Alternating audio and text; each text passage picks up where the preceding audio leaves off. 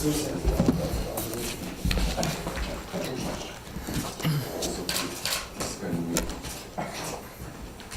lepo pozdravljeni na današnji novinarski konferenci predsednice Nove Slovenije, gospod Ljudmila Novak. Tema so aktualne politične zadeve, tako da predsednica, izvolite, beseda je vaša. Spoštovani, lepo pozdravljeni. Začela bom z ambrozijo.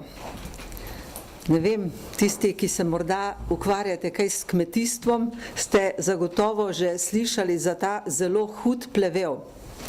Ambrozija je izredno hud plevel, ki naj bi nastal oziroma izviral iz Amerike in k nam se širi preko Hrvaške, Madžarske z raznimi kmetijskimi proizvodi, ki jih tovornjaki vozijo po naših cestah. In ker nismo bili pozorni, ko je bilo malo tega plevela, se je ta plevel razširil po celi Sloveniji in nekateri kmetovalci imajo izredno hude probleme z njim. Ima tudi 30 let kaljivosti, torej 30 let preden eno seme lahko uničimo. Ta primer sem navedla zaradi tega, ker je korupcija nekaj podobnega kot ta ambrozija. Ker nismo začeli pri majhnih stvareh, ker nismo bili na nje pozorni, se je tako močno razširila, da je praktično cela država zaradi te korupcije ogrožena. In zato menim, da je naloga ne samo vseh nadzornih organov, inštitucij, politike, ampak tudi naloga vseh državljanov, da se spopademo s to korupcijo, tako kot s plevelom, vsak tam, kjer jo opazi, zazna, skuša po svojih močeh reagirati in pomagati pri odpravi tega hudega plevela, ki se je pri nas tako močno razrasel.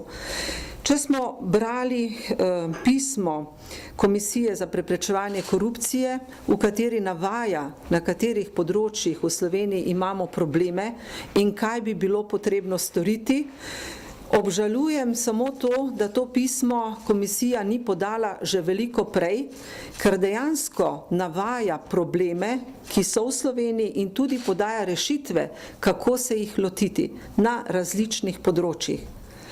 In seveda pričakujem od vseh odgovornih, od vseh inštitucij, najprej od politike, kateri tudi sama pripadam, vendar vemo, da ima škarje in platno v rokah trenutna oblast, trenutna vlada, zato je vlada najprej odgovorna, da sprejme vse tiste postopke, ukrepe, ki so v njenih močeh, da se odločno lotimo ukrepov za zmanjšanje in končno odpravo korupcije. Na to pravosodni organi. Že takrat, ko je prišlo poročilo komisije januarja letošnjega leta, ki je pripomoglo tudi k padcu vlade, sem dejala, da vsako negativno poročilo protikorupcijske komisije mora biti takoj znak za organe pregona, da ga vzamejo v roke in na podlagi teh poročil potem izvedejo svoje ukrepe. Bodi si zavržejo trditve, bodi si pride do sodnih obravnav in na koncu tudi do kazenskega postopka. In ker se to ni vedno zgodilo, tudi naša poslanska skupina je imela že pred nekaj meseci pogovor s Komisijo za preprečevanje korupcije, kjer so izpostavili prav ta problem, da napišejo veliko poročil, jih predajo naprej organom pregona, vendar ni epiloga. In zato verjamem, da je nastal občutek, da je njihovo delo neučinkovito in zaman. Nova Slovenija se bo odločno borila proti korupciji in seveda upamo in pričakujemo, da vse inštitucije in zagotovo novinarji, mediji pri tem opravljate izredno pomembno nalogo, še posebej raziskovalni novinarji, ker veste, da je to velik problem Slovenije, ne zaradi tega, ker želimo afere, ampak zaradi tega, ker se dela velika škoda. Naprimer, prej so nekateri lobiji izkoriščali denar, ki je bil namenjen za avtoceste, za izgradnjo cestne infrastrukture za gradbeništvo, ker je ta segment sedaj v krizi, ni več denarja, se je to črpanje preusmerilo ali pa v večji meri opažamo na področju zdravstva. Zanimivo pa je, da vedno znova prihajajo tudi govorice o tem, kako močno je razširjena korupcija tudi na slovenskih železnicah. Tako da bi tudi tam veljalo pogledati, kajti vedno znova se prikazujejo izgube, vedno znova pokrivamo te izgube iz državne blagajne, kaj se pa tam dogaja, pa mislim, da je premalo znanega, ne vem zakaj. Potem odstop dveh ministrov, od katerih eden javno pove, da nima moči, da bi kaj spremenil v zdravstvo in tudi javno pove, da je v zdravstvu problem korupcije. No, prej sem pozabila omeniti še to korupcija v avtošolah. Torej, korupcija je zašla na vsa področja življenja. Govorijo tudi o korupciji pri upravljavcih stanovanjskih stavb in verjetno še marsikaj pri zdravilih. Torej, korupcija je prisotna na vseh področjih. Odstop dveh ministrov, menimo, da je odstop ministra Stepišnika lahko dobra priložnost, da dobimo boljšega ministra za to področje. Vemo, da ne bomo mogli poplačevati naših dolgov in da država ne more napredovati, ne more zlesti iz krize, če se gospodarstvo ne okrepi. Žal na tem področju niso bili sprejeti pravi ukrepi, nekateri ukrepi vlade bodo zavirali gospodarstvo, zato pričakujemo, da bo imela predsednica vlade dobro roko pri izbiri prihodnjega ministra za gospodarstvo, ki bo izhajal iz gospodarstva, ki bo poznal probleme in ki bo prinesel tudi rešitve za krepitev gospodarstva. Če bo vložena interpelacija zoper ministra Omerzela, bo Nova Slovenija to interpelacijo podprla. Še posebej zato, ker menimo, da je minister neverodostojen. Ob predstavitvi njegovega programa za funkcijo ministra je zatrdil, da njegovo podjetje v prihodnosti ne bo podaljševalo pogodb z državo, ker se zaveda konflikta interesov. Žal sedaj vidimo, tukaj ste mediji zagotovo opravili pomembno vlogo, se je pokazalo, da ni držal svoje obljube, nasprotno potekajo pogovori oziroma bi bila pogodba že podpisana, če to ne bi prišlo na plano. Po mojih informacijah še tudi ni jasno, ali je sploh obvestil Dars, da te pogodbe ne bo podpisal. Torej, pogodba se je že iztekla, če se ne motim, oktobra. In če se sploh zavedamo, kaj to pomeni za Slovenijo, bližajo se zimske razmere na cestah in prav te postaje obveščajo izvajalce zimske službe o stanju na cestah, o temperaturi asfalta, o temperaturi zraka, o vetru in tako naprej.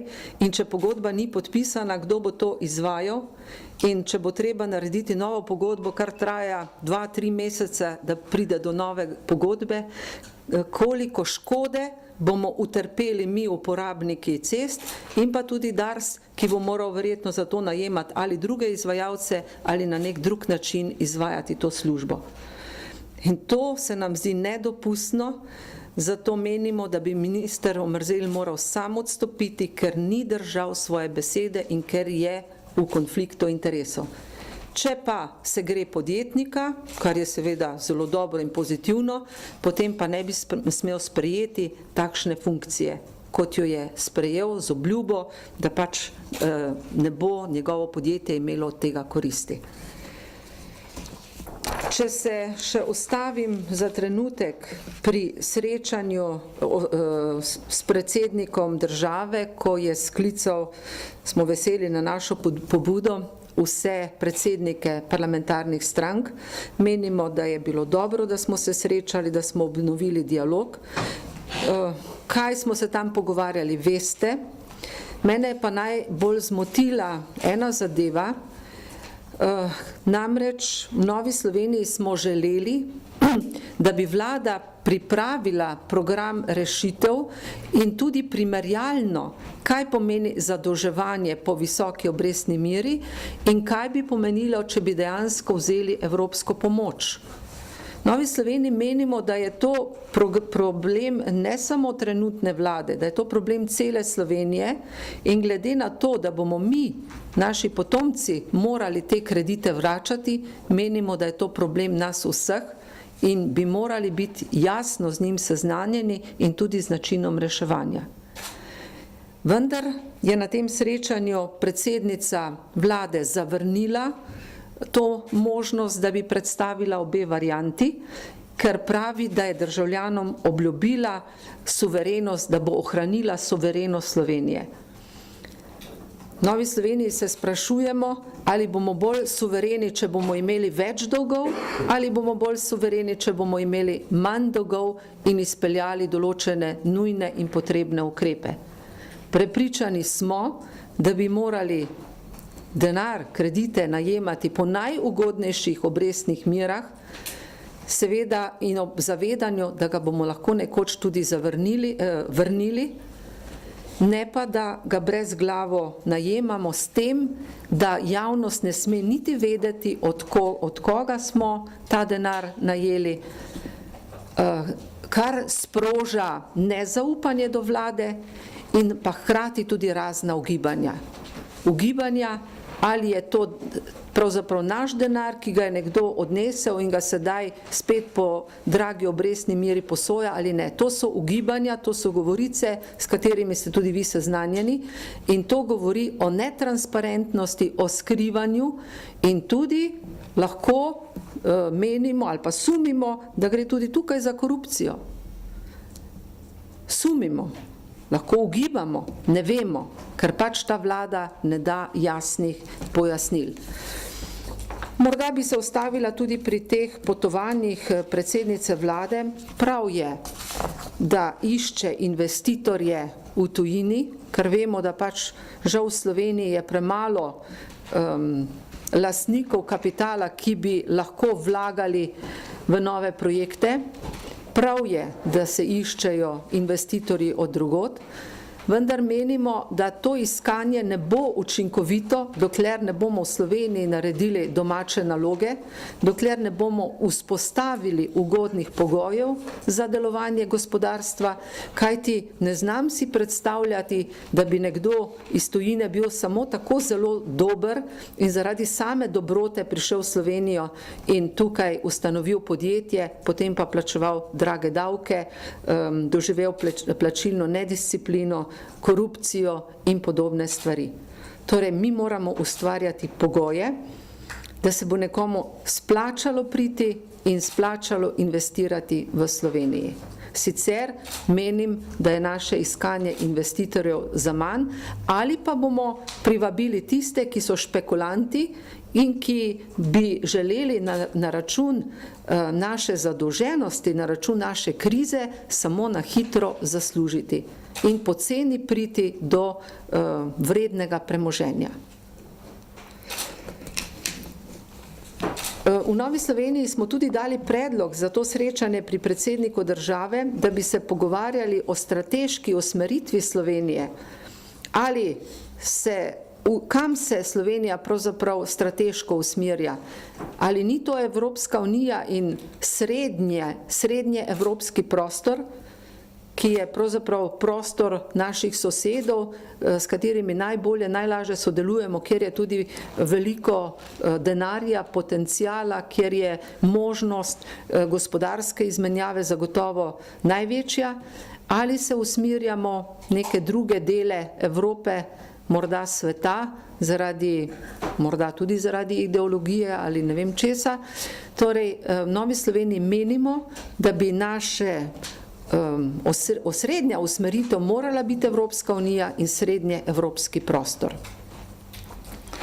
Toliko, če imate pa vprašanja zame, bom pa z veseljem odgovorila, ukolikor seveda ne bodo takšna, za katere pač ne bom mogla dati odgovorov. Vaše vprašanje, izvolite. Kako pa komentirate včerajšnjo odločitev IO-ja državljanske liste, da ni popolno podpore njihovemu ministru Mrzeli?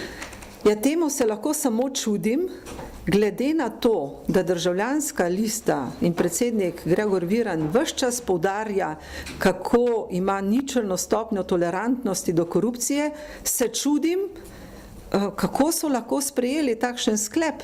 Ali tukaj ne gre za korupcijo, ali tukaj ne gre za zavajanje državljanov. Če je jasno znano, da je minister Omerzel obljubil, da ne bo podaljševal, da ne bo sklepal novih pogodb z državo, sedaj pa sklepa nove pogodbe in tudi ni prekinil teh dogovorov. Je po vašem vsem tem času sploh odgovoril na kakšno vprašanje v zvezi z njegovim podjetjem? Imate ta vtis, da je karkoli pojasnil? Javno. Kolikor sem slišala, je pojasnjeval, da gre za neko podaljšanje, da ne gre za nove posle, kolikor je po meni znano, pa verjetno tudi vam, da gre pa za prav novo pogodbo z novimi določili, torej tukaj ne gre samo za neko prolongiranje z nekim novim datumom zaradi ne vem česa, ampak gre dejansko za novo pogodbo, za nove pogoje, kar je pa, ne vem, absolutno zavajanje ali laž ali ne vem, kaj bi še človek lahko rekel na takšno ravnanje. Vprašanje?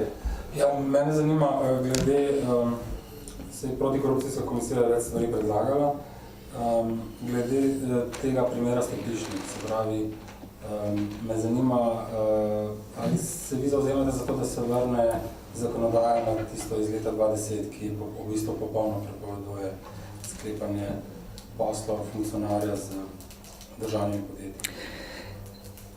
Vsak funkcionar oziroma kandidat za neko funkcijo se mora zavedati, kaj to prinese in da se mora odločiti, ali bo podjetnik ali bo funkcionar. Ker tukaj prehitro pridemo na skrižje interesov, zato menim, da nekdo, ki je podjetnik, se mora tega zavedati, preden sprejme takšno funkcijo. In potem, ker pa prihaja še pogoste do zlorab, vsekakor menim, da moramo tukaj narediti jasno ločnico, jasno omejitev. Torej, vrnitev na zakon iz leta 2010. Zdaj, ne poznam tako dobro podrobnosti, da bi lahko to z gotovostjo trdila, kaj je bilo tam dobro, kaj je bilo slabo, ampak tako, kot se sedaj dela in razlaga, zagotovo ni dobro. Še to, ali mislite, da potrebuje parlament nek etični kodeks? Zdaj, včeraj smo slišali gospoda Webra, smo ga razumeli, kot da to ni potrebno. Ali mislite, da ja, in če boste predlagali kakšno konkretno pobudo na to temo? Ja, parlament in tudi politika nasplošno potrebuje etični kodeks. Saj vidimo, da tudi razprave v parlamentu niso samo argumentirane in strokovne, ampak velikokrat tudi preveč takšne, da diskreditirajo druge. In zato menim, da bi bil etični kodeks vsekakor pomemben in pa potreben. Nova Slovenija je resno že o tem razmišljala in bomo videli, ali lahko mi z omejenimi zmožnostmi tudi pripravimo kakšen predlog. Ga bomo pa vsekakor podprli. Sama sem tudi izpostavila pri predsedniku države na tem pogovoru, da ne vidim problema v volilnem sistemu, ampak v pomanjkanju politične kulture. Izpostavila sem tudi to, da krščanski demokrati, takrat, ko smo bili največja stranka vlade in takrat, ko smo bili najmanjša stranka, nikoli nismo rušili vlade. In tudi, ko smo bili v koaliciji, smo probleme reševali znotraj koalicije, kakor hitro pa nekdo stopa iz teh okvirov, pa je član vlade, pa menimo, da gre za pomanjkanje politične kulture. Te spremembe, o katerih govorite, etični kodeks v parlamentu, spremembe protikorupcijske zakonodaje, ki jih predlaga tudi KPK v končni fazi. V petek ob odstopu so rekli, da po njihovem v parlamentu obstaja neko tiho zavezništvo, ki presega desnico in levico. Domnevam, da govorijo o PS-ju in SDS-u. Imate tudi vi ta občutek, da dejansko na obeh polih obstaja nasprotovanje temu? Jaz lahko govorim za Novo Slovenijo. Mi zagotovo nismo nikjer pri teh poslih zraven. Bili smo tudi tisti, ki smo bili proti poroštvu države za TEŠ6, prav zaradi tega, ker so bili postopki nejasni, škodljivi za državo, in tako da mi pri teh poslih zagotovo ne sodelujemo, ne vem pa, kakšna so medsebojna zavezništva. Kdo jih ima, zakaj jih ima, to pač vsak poslanec odgovarja sam zase. Ne vem, če tudi gre ravno po strankarskih linijah, mogoče gre bolj po osebnih linijah, po osebnih interesih. To je recimo javna preiskava, ki jo v primeru TEŠ6 in glede bančne luknje predlaga KPK, se vam zdi to dobra ideja? Zagotovo, to bi se že zdavnaj moralo zgoditi, glede na to, kako se je investicija drastično povečala in kako se naj bi še povečala, bi morali ugotoviti, zakaj se je tako povečala, in pa seveda ne dajati državnih poroštev in denarja, vkolikor se ugotovi, da se je pri tem delalo ne samo netransparentno, ampak tudi škodljivo, nepravilno, nezakonito. Rekli ste, da bi interpelacijo podprli, ali si karkoli v tej smeri dogaja, ste bili kakorkoli na vezi z ostalimi opozicijskimi strankami, recimo glede tega, imate kakšnekoli nove informacije glede samega? Novih informacij nimam. Mi pravzaprav pričakujemo, da bo minister sam spoznal, da mora odstopiti. In če se to ne bo zgodilo, potem pa zagotovo se bomo tudi z drugimi strankami o tem pogovarjali. Kakšno vprašanje? Mogoče sem še glede volilnega sistema, se pravi, ali NSi podpira absolutni preferenčni glas in 5-odstotni prag? Ja, v Novi Sloveniji podpiramo absolutni preferenčni glas, to je sprejel tudi izvršilni odbor stranke, in pa tudi dvig praga na 5 odstotkov, ker smo prepričani, da bo Nova Slovenija podvojila, vsaj podvojila svoj rezultat. In ker se napoveduje veliko novih strank, vendarle moramo nekje narediti razmejitev, vendar se ne zavzemamo, da bi pa bil ta prag še višji, zaradi tega, ker menimo, da bi pa potem bilo preveliko omejevanje demokracije. Najlepša hvala za vašo udeležbo na novinarski konferenci, če pa lahko še kaj v ofu, ko se slišimo. Hvala lepa. Hvala.